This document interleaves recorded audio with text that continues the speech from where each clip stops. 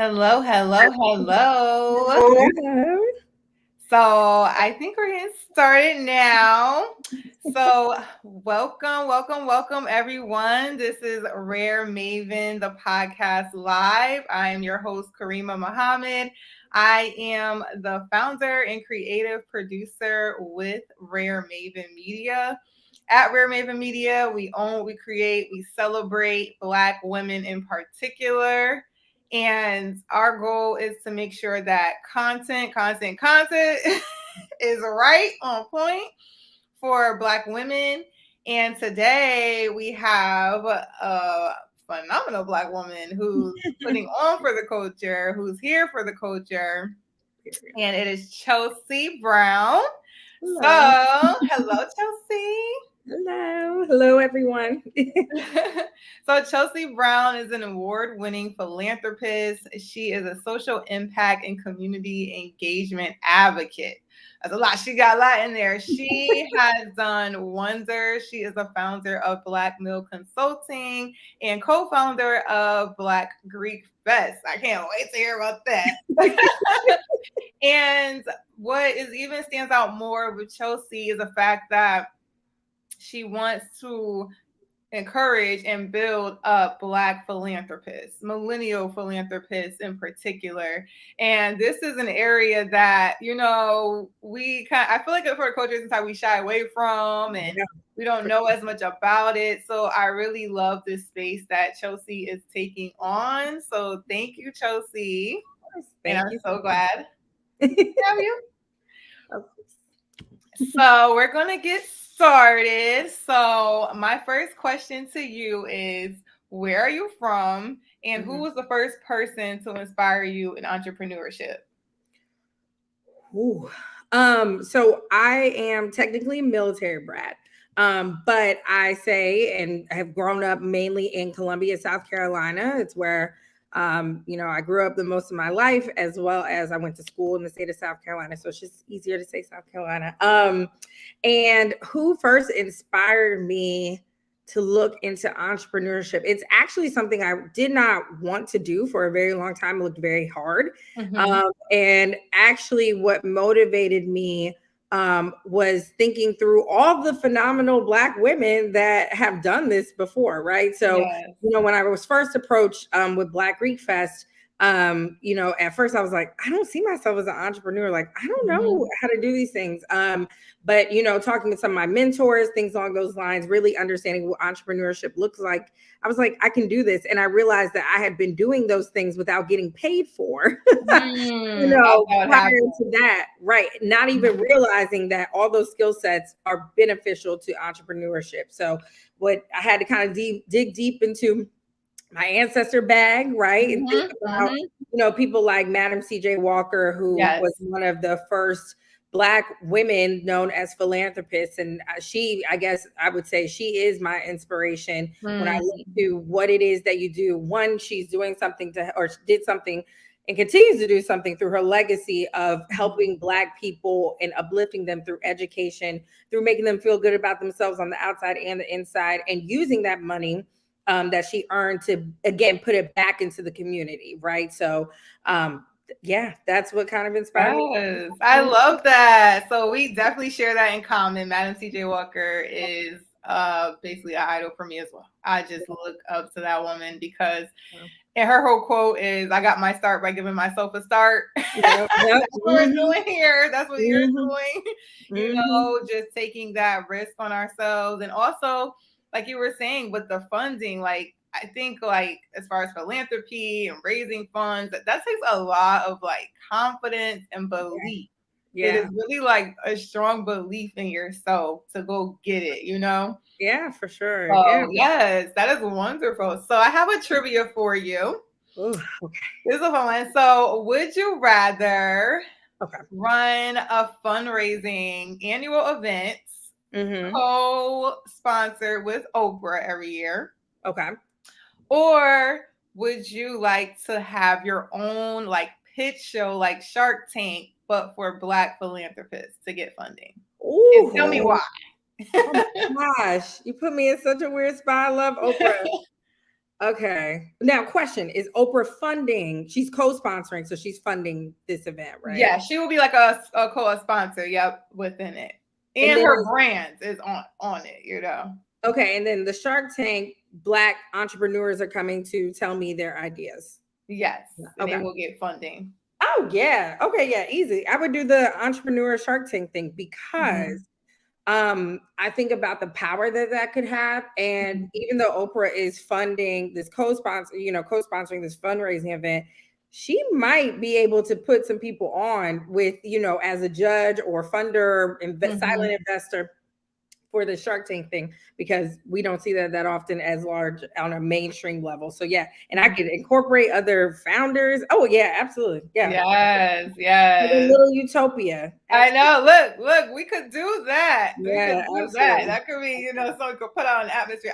When I was writing, I was like, that could be done. That would be dope. Even if it was a particular event, where that was a platform going live and you could have funders and so all right. And then I have another question, a little fun question for you. Yeah. So I have what I call my rise, shine, and grind song. So this is a song where it's like, when I'm feeling groggy, it's a crazy day, I put on that song and it gets me like hype. So my song is Diva by Beyonce. So what is your rise, shine, and grind song? Okay, I got two. And then two different moods. So my first one is Miss Me by Drake and Lil Wayne. I don't know why, but it gets me in my mode of like, y'all gonna miss me, right? Like y'all, I'm bringing an impact, I'm bringing a legacy, and people who may have doubted me, people who may have talked about me, whatever, like either way, I'm still pushing it. I'm still doing what I'm supposed to be doing and what I want to do. And then of course, Beyonce. I would definitely say, as of recent, already that song from yes, that whole Black is King album. It just gives me something. I love it. Yeah. That one. Okay, those are good ones. Like I've been recently listening to like the Already and My Power. And that one when she's like, I'm going back to the South. Yeah. Remember that one is? Yep. That one I've been playing like crazy. Yep. And when it first came out, I was like, I don't know. But it started growing. You actually hear the lyrics. Yeah. Like, oh yeah, this is me. Like we're ready. Like it's almost like an album you could take with you, Yeah, for sure. Or anything you're struggling or going through as someone, who's Black. Yeah, absolutely. So yeah, those are good ones. And I like Big Rings by Drake too. Oh, that one is that one, like you were saying, with the feeling, like the vibe. It's like, it gets you in your bag. Like that's a good one. That's a good one. Yes. Well, all right. So my next question for you is, how did you get started in entrepreneurship? I know you touched on it a little bit, but how did you actually say, okay, I'm going to do this? Yeah. So like I said, I realized that I was doing a lot of entrepreneur stuff and wasn't getting paid for it or wasn't even thinking about it. So my first kind of bout of entrepreneurship, I used to do resume writing. And again, I was a mass communication major in undergrad. I've always been really good with writing.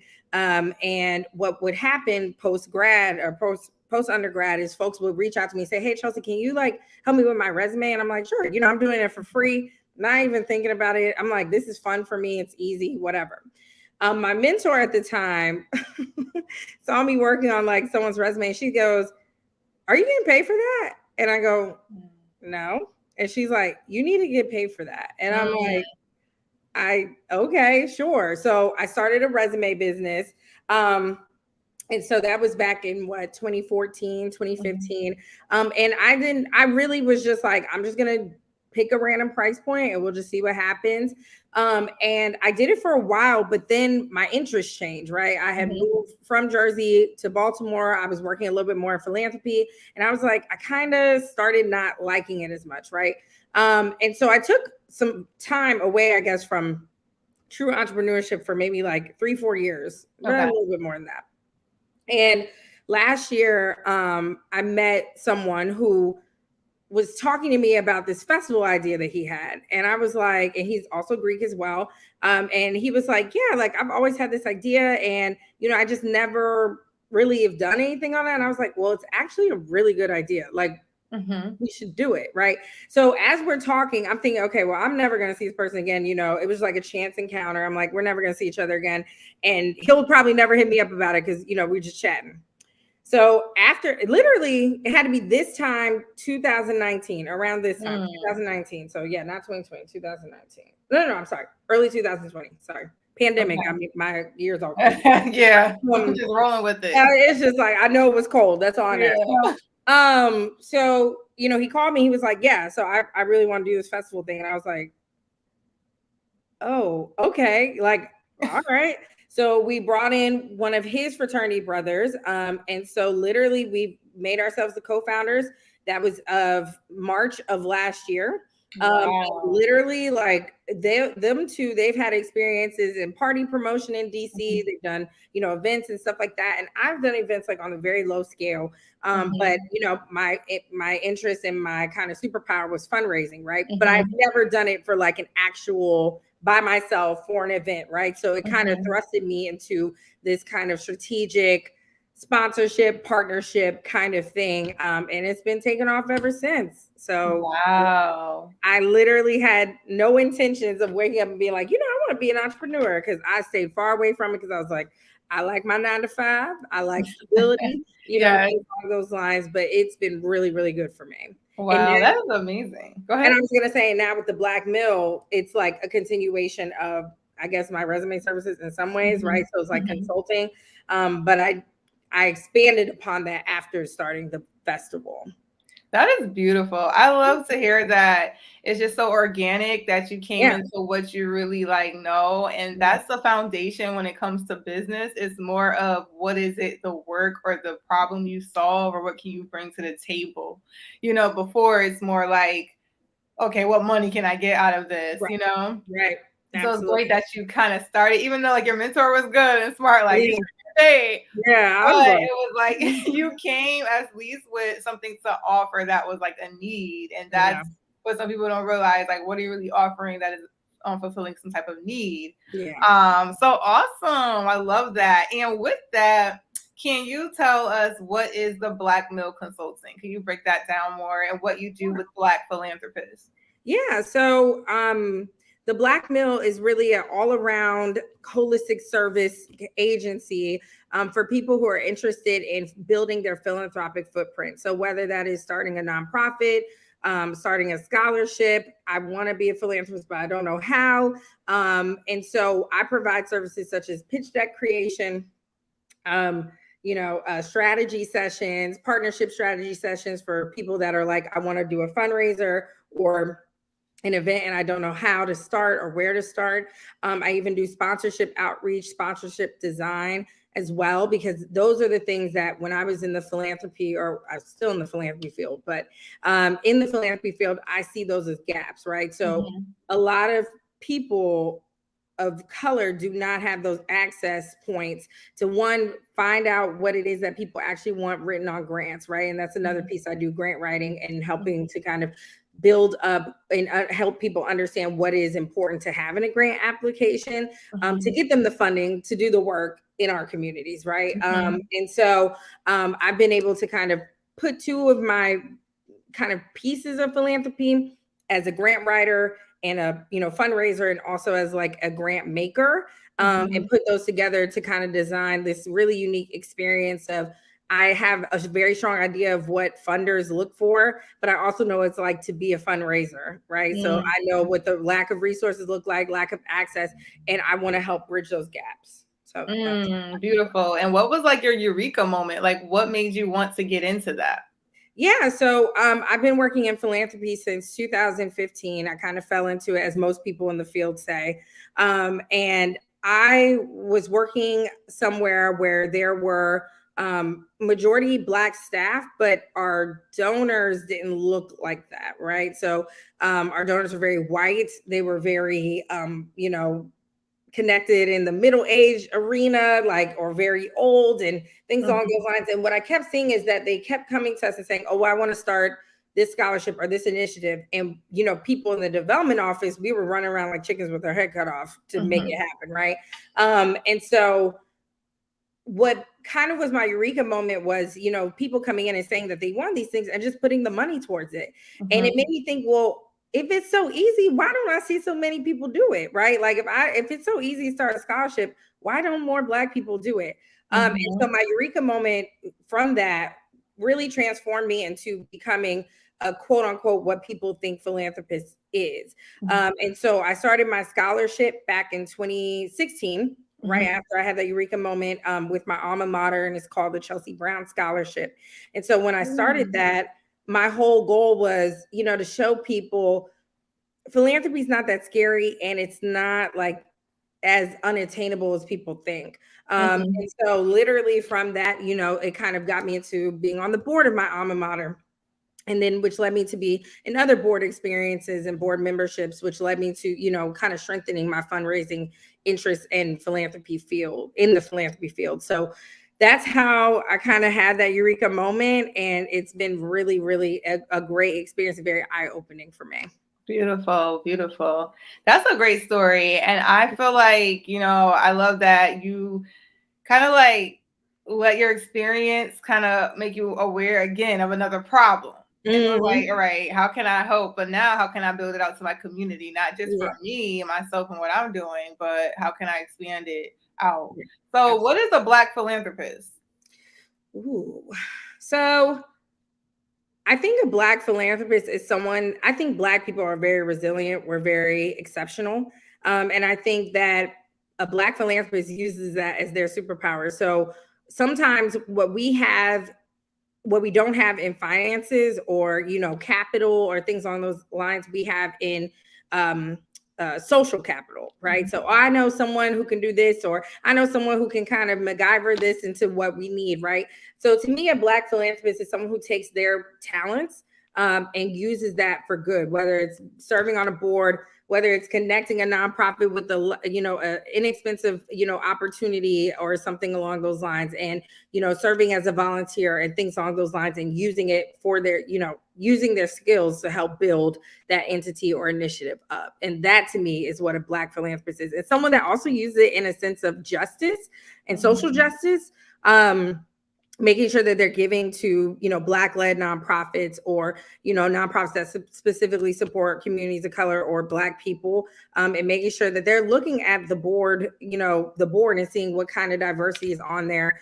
Because as we know, board membership is where a lot of the decisions are being made. And if there's not people of color and Black people on the boards supporting Black communities, it doesn't help us in the long run, right? So I think, to me, Black philanthropy is accountability. So it is about putting your time, talent, and treasure into something that actually is related back to the community who's doing the work. Beautiful. I love that. That's like the culture. And like, we don't realize we just do it. Actually, it's about having like that strategy behind that, and that's where you come in. So when it comes to funding, what do you feel like, I would say, Black entrepreneurs are missing when it comes to funding their businesses? Confidence.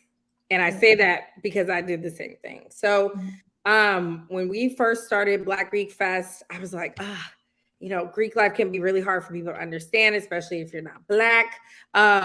Greek life looks very different for traditionally white organizations, fraternities and sororities. So, our biggest fear was that, maybe people won't get in, they won't fund us. But what we tried to do was be strategic, right? And that's where that confidence comes in. So we didn't go to these like huge places that didn't work with Black people or things along those lines, with people that we didn't know. We went to Black owned spaces, right? One of our first funding opportunities was with the Honey Pot Company, right? We also I love them. So, I know, me too. Target was another one, and we know they have like, a substantial amount of Black businesses that they support in their stores and online. And from that, the majority of our, sponsors were Black owned businesses, right? Or businesses that work with Black community, Cricket Wireless, right?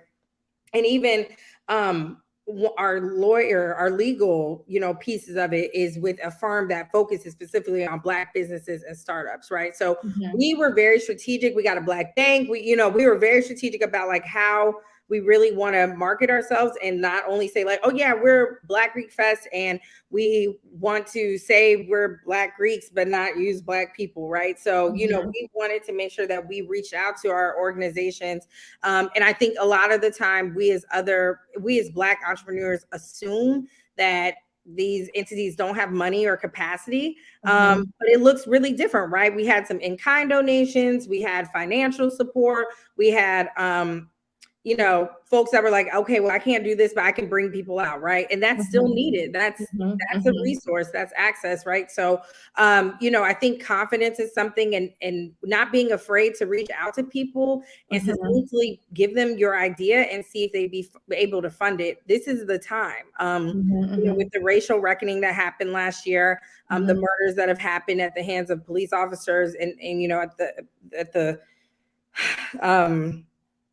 you know, to Black and brown people. I mean, this is the time, right? Like, call people out on their stuff, right? If you say you're committed to diversity, well, hello, I'm diverse, so let's do it. Fund me, right? So you have a good idea, you're able to put in succinct way, you have the materials needed, you have the sponsorship, deck, you know, things along those lines. Put yourself out there, and you never know who may come back and say, you know, we were just looking for something like this, right? And that's what we've been seeing as we kind of approach our new year.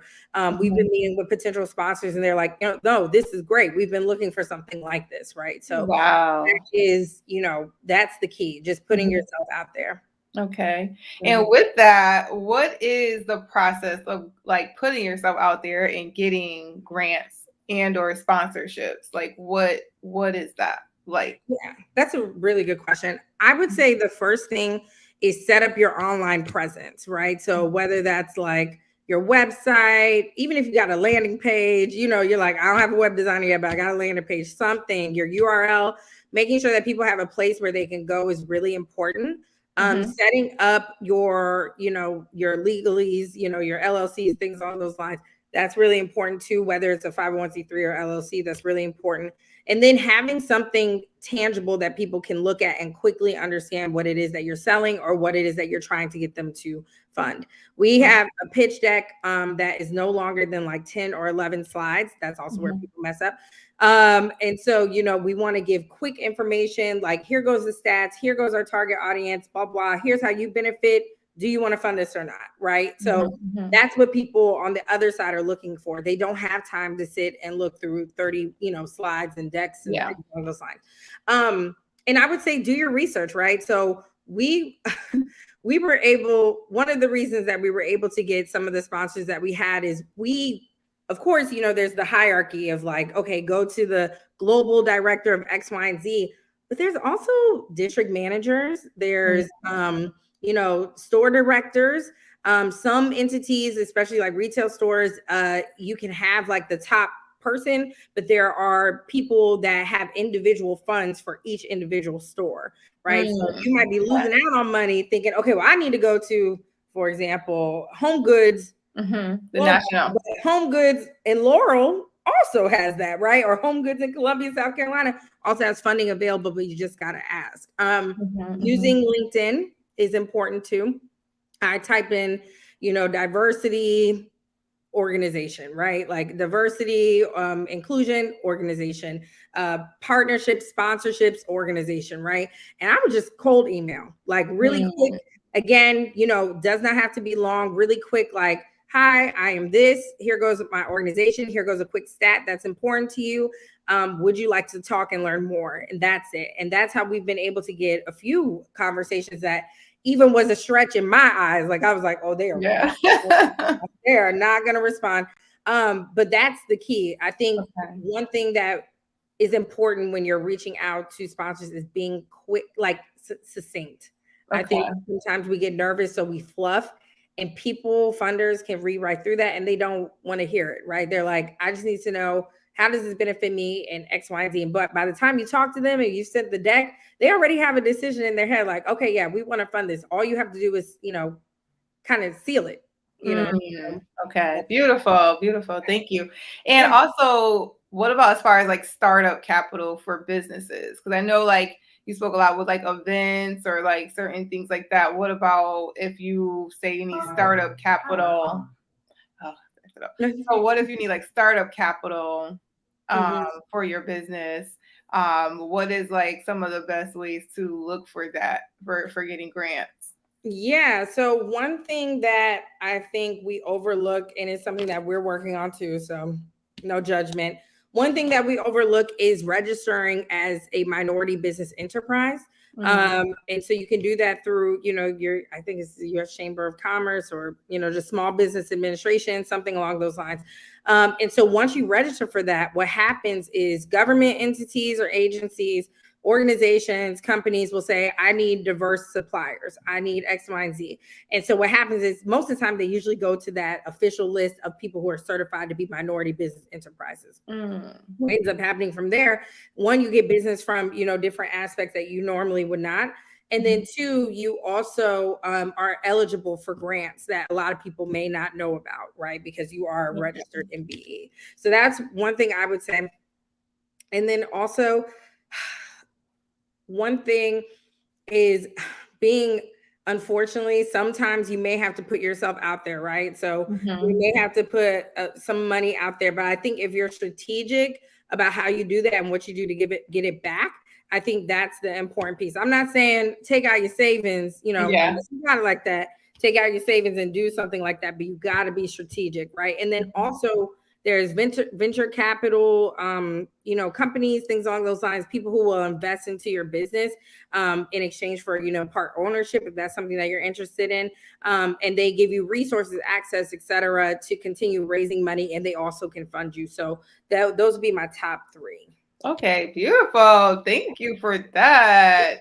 And I just know, hopefully, I want to know if anyone has any questions so far for Chelsea, because she is laying out a lot in the game for us to keep in mind. So with that, a big part too is the grant letter. So I know you just focused on being succinct. And that's something that I've come to find as well with like grant writing is important too, like getting straight to whatever, you need. What is it? Like literally, what is it and how can you get it done and who is it serving? Who, what, when, where, why, essentially. So are there any things that you will add to that you feel like funders might think is like outside the box that makes like your grant letter stand out from the rest? Data. So that's also something that I have a friend, she has a nonprofit, and every time she comes to me, I'm like, did you get a survey point? Like, do you have data? Like, that's the important piece, right? Yeah. And so I always encourage people, if you can, whether it's selling tickets, doing a pre-survey for a program or an event, something like that, especially if you have a nonprofit or something where you have to track how people have gained services, skills, resources, et cetera, from your business or nonprofit. Always do a pre-survey and always do a post-survey, because those are the things that are important that you can always put in your grant and as in your grant report as well, and say like, because of your funding, we were able to do X, Y, and Z, and we also expanded X, Y, and Z. That's what funders want to hear. They want to hear, how's my money being used and what is the impact, and not short-term impact. What is the long-term impact? So if you have the ability to continue surveying those folks that were affected by that funding, that's even better, right? Yeah. So I think a lot of people shy away from data. I'm not saying make it a whole statistics conversation, right? But like definitely add in some data points. Those are the things that when I can tell you as on the grant making side, we're looking at numbers. That's the first thing we're like, okay, numbers, right? Okay. Like that's, and if we don't see any, it's like, if it's a whole bunch of words, it's like, no, I it's don't. more arbitrary. It's kind of like, we want to know, again, the facts behind it. Like, absolutely. Okay. Thank you for that. That's a great one, because I think like, I've spoken to a lot of Black women in business, and we really do shy away from grants and funding. Yeah. And some have applied, multiple times or tried and were denied. So this is a really great eye opener of like what the funders are looking for, in general. So I know that data is like king at this point, Yep. So it's like you can't even go without it. It's something. So just saying that is great, and I hope it's going to make our listeners more mindful of that point. Because numbers don't lie. Numbers don't lie. Absolutely not. Absolutely not. Yes. And all right, I want to get back to your content too. So I want to know, how has your content, because you have your podcast, you're like a triple threat. You got a podcast, you got events, you got your social media. So what has content done to help with building your brand? Yeah, it's actually something I'm consistently working on because it's crazy, but I used to do social media back in the day, and now I'm like, I interned at a couple PR firms, I interned at MTV, where all I did was social media. And now it's so crazy because I shy away from it so much. I'm like, I want no parts. I don't want to I feel like I'm so bad at it now. But I think one thing that is just important in general for Black women is to learn how to outsource, right? So I was just talking to someone, and I said, I think my next plan is going to be outsourcing my social media, because I don't want to do it. I don't have the capacity. I know how to do stuff on Canva. I know how to time stuff well, but I just don't have capacity. I'd rather put my energy somewhere else. And so that's something that I'm working on. I'm building my own personal brand, right? Because you go on my personal Instagram, it's a little bit of everything, right? You see my personal life, you see my, and I really want to make sure that I have a brand and that people understand what it is that I do, because even close friends are like, I don't really understand what it is that she does, but she does something with money, and that's all I know, right? So I have a fairly large following on my personal, still working up on the one on the Black Mill. The Black Greek Fest one is out. I don't want to say outsourced, but we have a team that focuses specifically on social media. But we're talking a team of like 4 people, one person doing graphics, one person doing the content, so it takes a village. And then my Mimosa podcast one, I have not done anything on, and I need to be better about it, but I just have not. I'm working on it, but that's the key, right? I think we as Black women, we want to do all the things, and sometimes we just can't. And that's okay. And outsourcing is my biggest advice. Beautiful. And that's what we're here for, our RareMaven Media. We got you for photos, for the video, for planning it out, because it definitely is a beast from the east. It's a lot. Sure. It's a lot. All right. And what inspires you? Like, what really inspires you? I think for me, what inspires me is, or the reason that I do everything, right, is because there's someone behind me, who has never heard of philanthropy. It feels like they can't be a philanthropist, or feels like they can't own a business. And I'm here to show them that you can, right? I had no formal entrepreneurship training, never been in a business class outside of marketing. I'm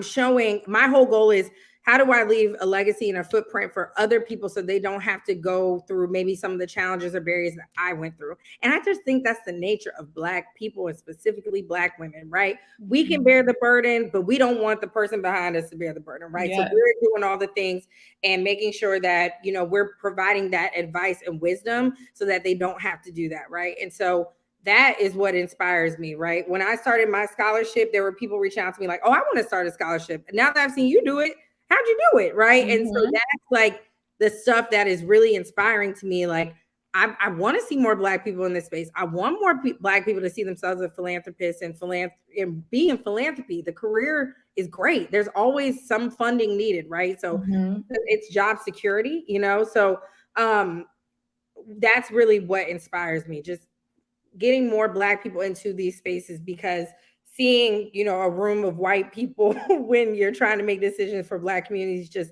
never sits right with me. So beautiful.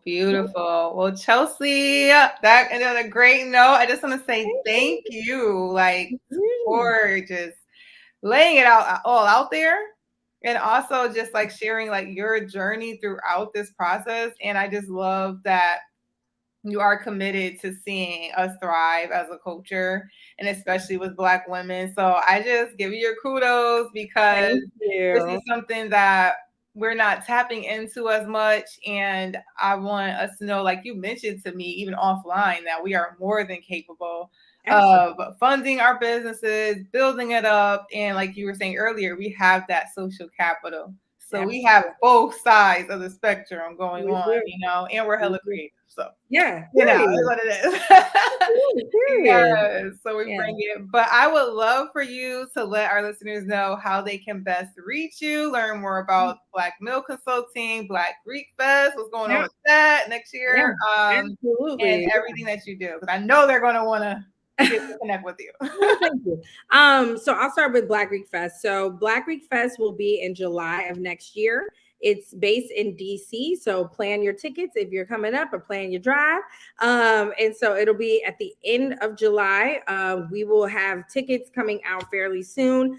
If you follow us at Black Greek Fest, oh, thank you. If you follow us at Black Greek Fest on all social media, you'll be able to find us, and www.blackgreekfest.com, where you can find more information about that and our foundational piece as well.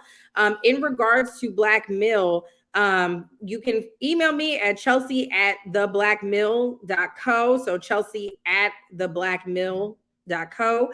And then the website is www.theblackmill.co. And also it is the Black Millie, the Black Millie Consulting on Instagram as well. So feel free to reach out to me and see how we can, best collaborate, whether it's on Black Greek Fest or the Black Mill. I'm here either way.